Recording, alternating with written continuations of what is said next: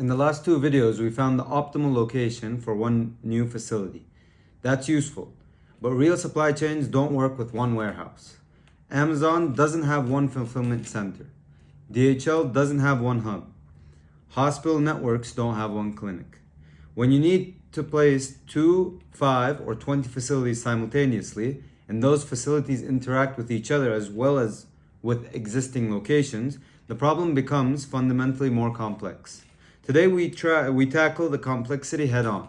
We'll build the N facility model, understand why Euclidean distance requires a different solution approach than rectilinear, and learn the Weiszfeld iterative algorithm that converges the global optimum. So, when we went from 0 facilities to one new facility, the problem was straightforward. One location to optimize. When we add a second new facility, something important changes. The 2 new facilities can now interact with each other, not just with existing facilities. Think about 2 new warehouses serving 5 stories. Warehouse A might supply warehouse B with overflow stock, or both warehouses might supply the same store from different product lines. This creates a more complex objective function with 2 types of distance terms. Distances between new facilities and existing facilities, and distances between the new facilities and themselves. So,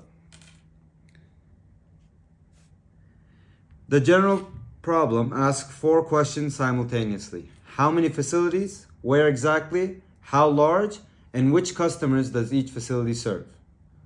In practice, we can't solve all 4 perfectly at the same time. The problem becomes computationally intractable, so we fix some variables and optimize others. The N facility location model fixes the number of facilities and focuses on finding their optimal coordinates. Let's look at the N facility objective function. The N facility location model has this structure. We have N new facilities to place with coordinates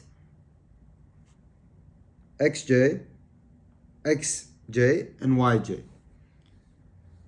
We have M existing facilities at known coordinates, such as these. These are the objective functions. The first double sum captures the cost of interaction between new facilities. For example, transferring stock between 2 new warehouses.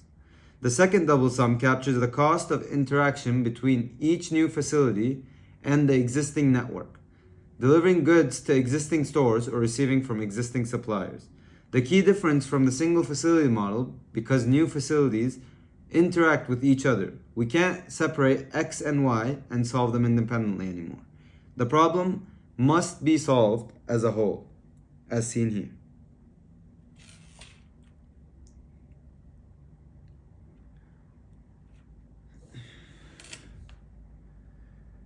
When is Euclidean more appropriate? When movement is not constrained to a grid.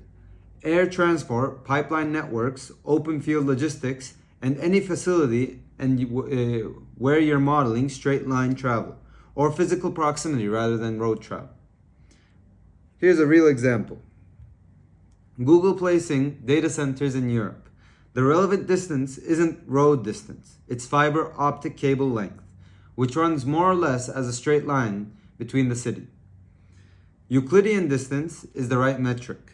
The problem with Euclidean distance is taking the derivative of that gives us a fraction with that square root in the denominator. If x equals a and y equals b, if the optimal point coincides with an existing facility, that denominator becomes 0 and the equation breaks down.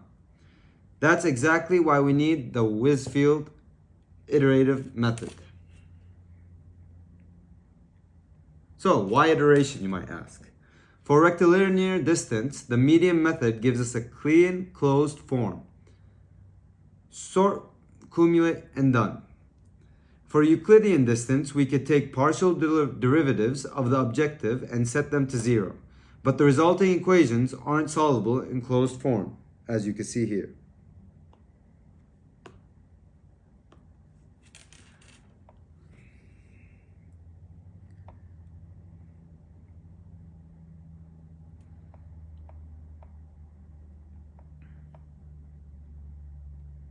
let's look at the GAMS and facility code structure.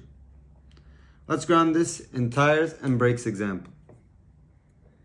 So, the company has 4 service centers and 1 existing warehouse. They want to add 2 new warehouses simultaneously and minimize the total cost of deliveries between all facilities. As you can see here, the set is defined. These are our parameters. These are our variables. Our positive variables are RP, RM, SP, and SM. And these are our equations with our constraints. Using the rectilinear distance formulation and solving with an LP solver, which is what the GAMS model does, we get W2 coordinates and we get W3 optimal coordinates. For the Euclidean version, example 2 in our notes, we use an initial seed of 8 and 10. This is why GAMS is so powerful for these problems. It handles the iteration automatically. You define the model, GAMS finds the optimum. The n-facility rectilinear model can be formulated as a linear program. By using the absolute value linearization trick from previous weeks, where we placed the absolute value with the sum, this gives us a standard LP that GAMS can solve exactly using the simplex method. Now let's solve a question together.